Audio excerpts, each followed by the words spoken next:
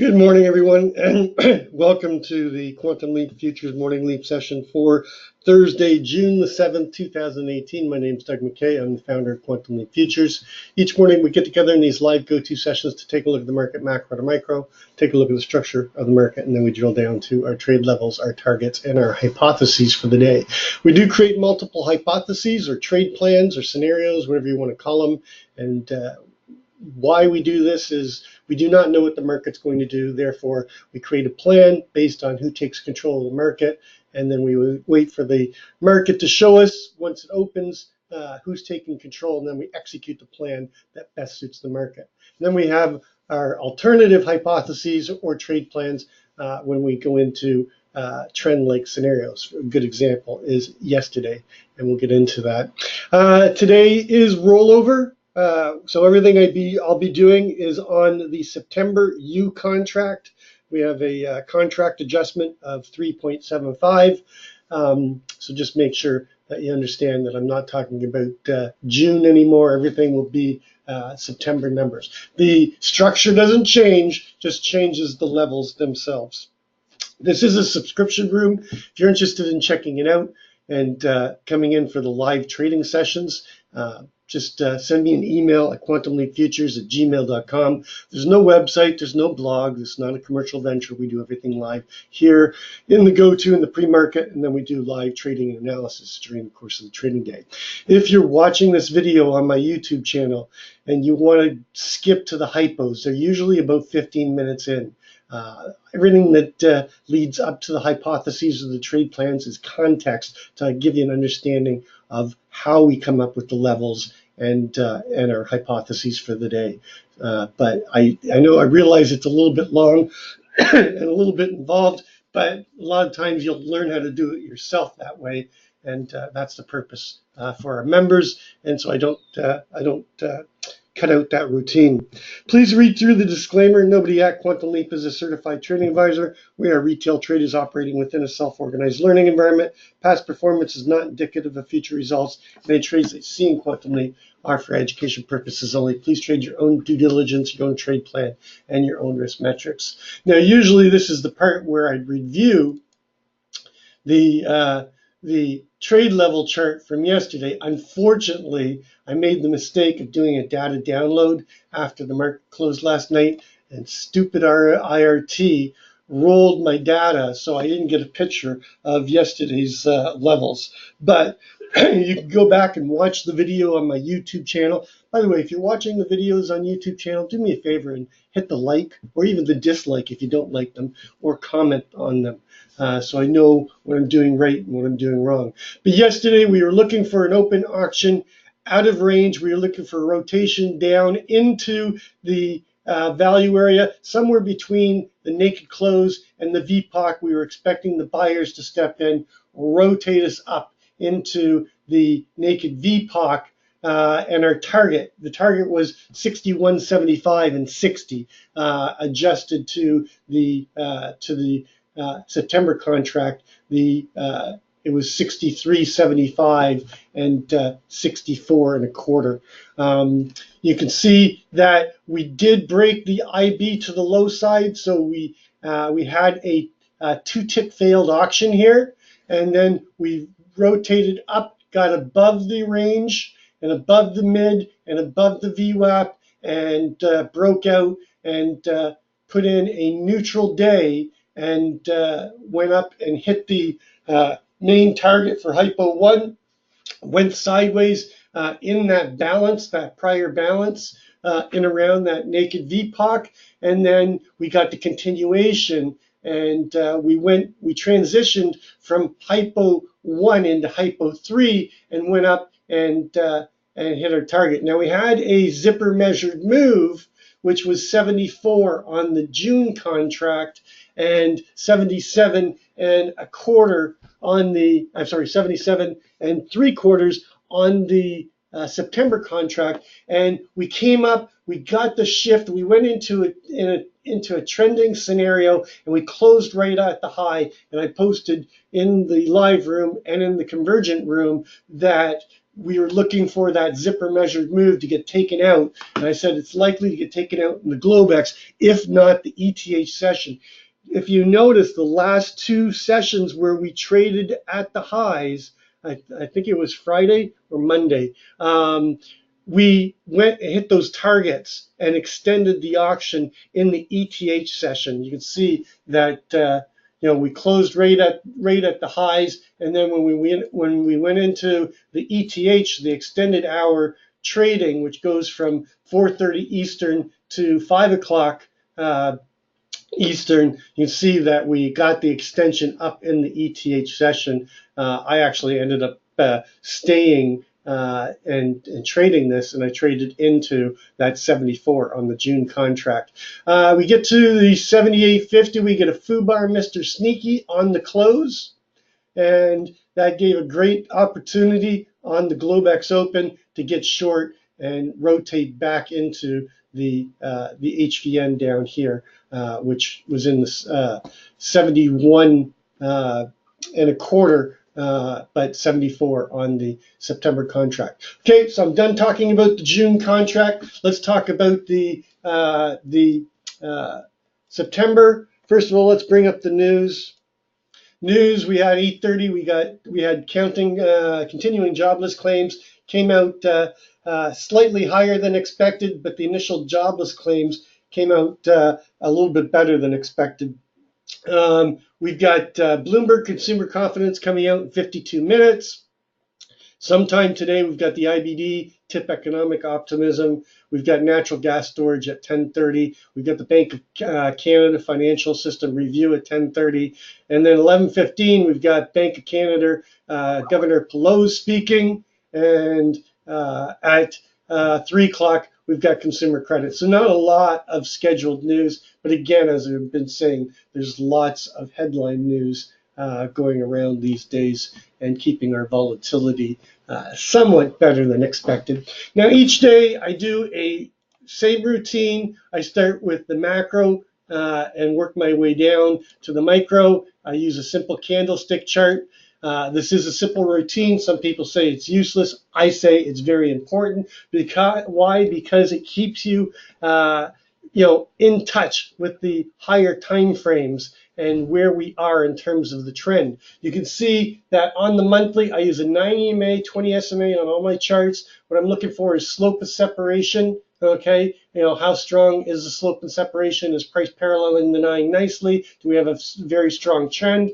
Or are we coming down or up, depending on the direction, challenging the 9, okay, challenging the trend, or breaking the trend, or possibly getting a new trend change with the break of the 9 and the 20. 14 months of one-time framing up. February, we come down, we break the one-time framing, and we come back and we test the 9. And for 4 months, we've been just banging on this 9, but unable to close below it. And then we get a positive May, and so far an explosion out in June. And this trend is very much intact. It doesn't even get challenged until we get back into the 2670 area, 100 points below us right now.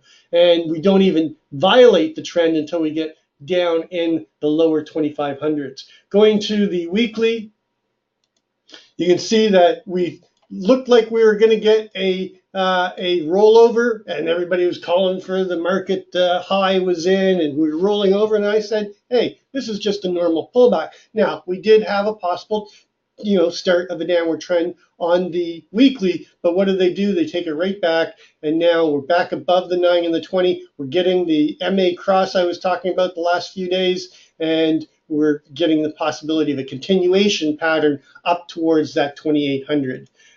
Going to the daily, you can see that we came down. We were in this consolidation pattern, the symmetrical triangle, and then we broke out to the upside, and now we're getting slope and separation to the upside. We don't even challenge the trend on the daily now until we get down into the 2748.50. Going to the intraday, the 4-hour, you can see that the last few sessions, beautiful, nice trend. Okay, price paralleling the 9, testing the 9.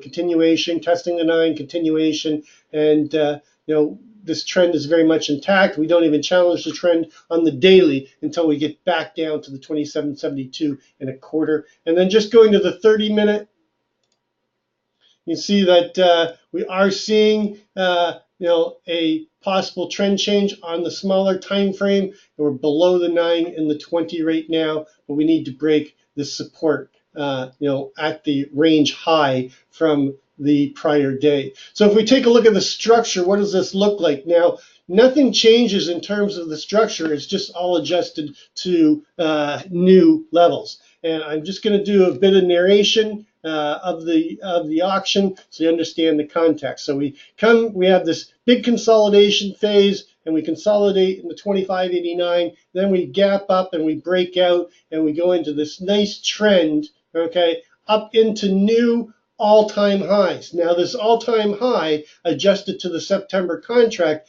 is unequalized. What do I mean by that? I mean that the actual all-time high was put in the Globex. The all-time high is 28.89 on the September contract, and the RTH, the regular trading session, is 84, and that is an unadjusted all-time high. Statistically speaking, if you do a study on this, you'll find that all-time highs put in the Globex are challenged and very rarely left alone. Okay, eventually the RTH session will come up and trade into that Globex all-time high. I call them unadjusted all-time highs. So we put in the all-time high, then we're trying to hold value in the 2800s, and we gap down, and we come all the way back down into a former microcomposite VPOC or balance area, find the buyers, pick them up, try to get back into the 2800s, but where do we fail? We fail at a prior price acceptance area at the 28.12 area.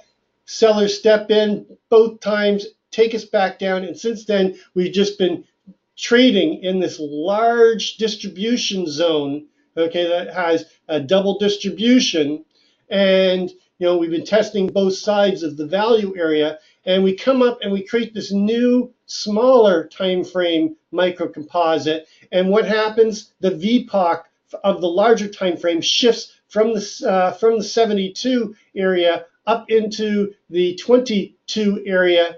At the same time, this microcomposite VPOC shifts to the same time frame, and the smaller microcomposite VPOC shifts to this time frame, and that is price acceptance. We get our breakout, we break above the value area, and the key line in the sand, it was 41.75 in the June contract. It's 45.50 in the September contract. We break out. Usually when you break out, you get a consolidation and a price acceptance higher. Okay, before the continuation, we get our 2-day microcomposite VPOC price acceptance at the 51 area, and then we get the continuation day yesterday, and we come up and we're testing the upper side of this distribution zone that is centered around the 55, with the upper end at the 78.25 and the lower end at 45.50. We're going to open with a slight gap up.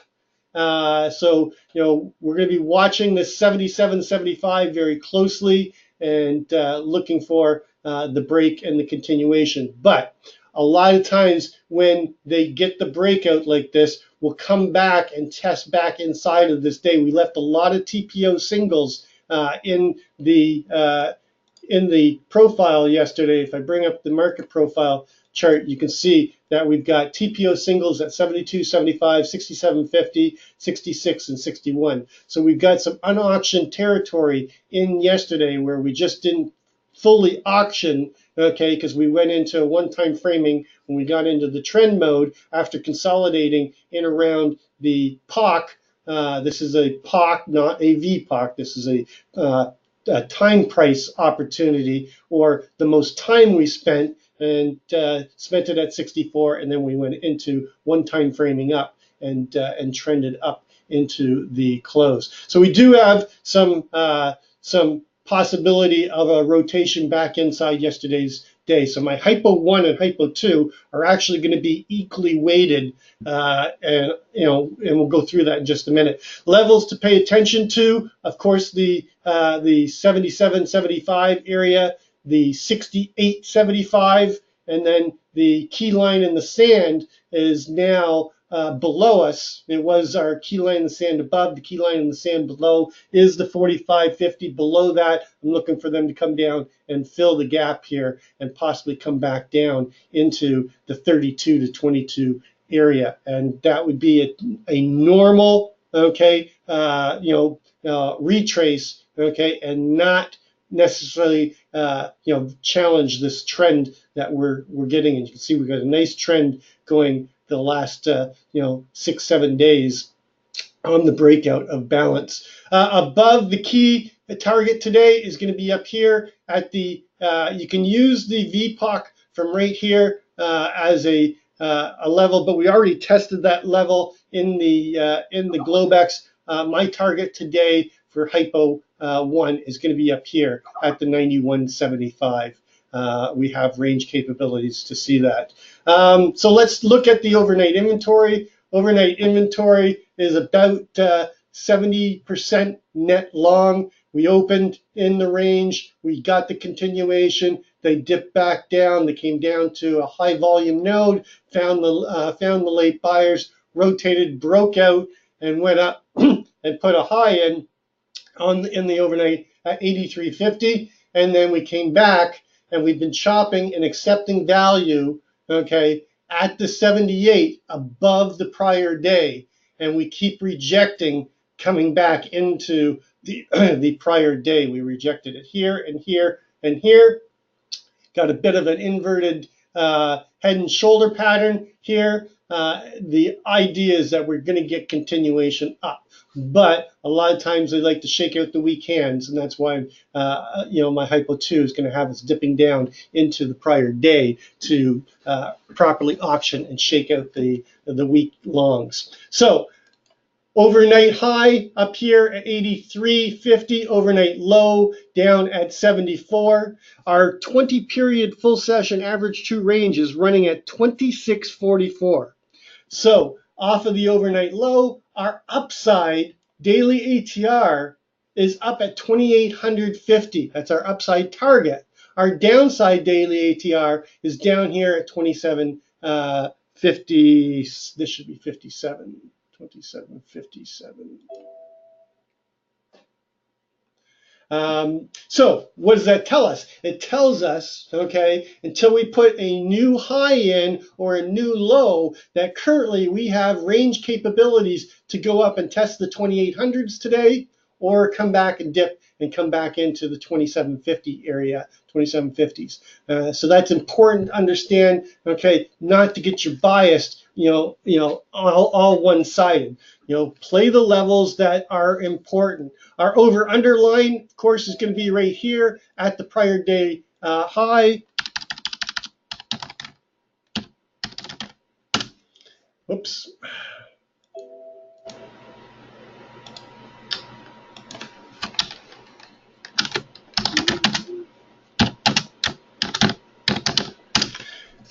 And our key line in the sand above is 27.86 1/4, and our key line in the sand below is all the way down here at 45.50. In terms of hypotheses, I could get the overnight VPOC. Overnight VPOC is at 78. It could shift. We could get a shift. I just have to do the levels as they're presented during the time that we do these pre-market sessions. So just if we have to adjust, we'll adjust on the open. So grabbing our drawing tool. Again, I'm not very good with these drawing tools. I don't usually use the drawing tool. Hold on a second. Let me just expand this chart out so we don't run into the situation from yesterday.